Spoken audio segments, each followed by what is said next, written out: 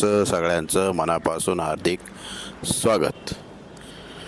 खरं तर बरेच दिवस झाले अनेक मेसेजेस येत आहेत की बकासूर कधी पळणार आहे.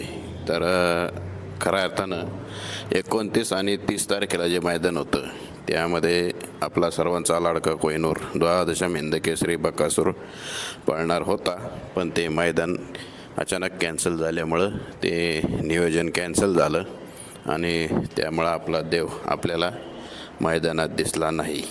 आणि त्याचं नियोजन अगोदर खरंच कोणाला माहीत नसतं, त्यामुळं चुकीची पोस्ट जाऊ नये किंवा त्याविषयी चुकीची माहिती सांगण्यात येऊ नये, त्यामुळं ते आपण अगोदर जाहीर करत नसतो.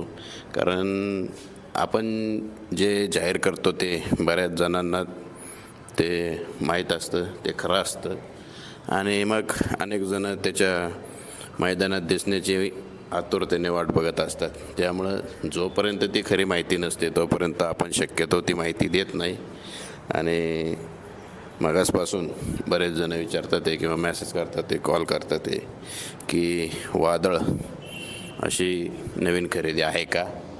तर हो, वादळ नावाचं वासरू घेतलेलं आहे आणि त्याचा स्पीड देखील चांगला आहे आणि त्याचा फेरा देखील झालेला आहे. त्याचा स्पीड चांगला आहे आणि होय झालेली आहे.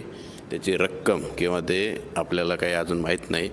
ज्यावेळेस ते कळेल त्यावेळेस आपण ती नक्कीच सांगू.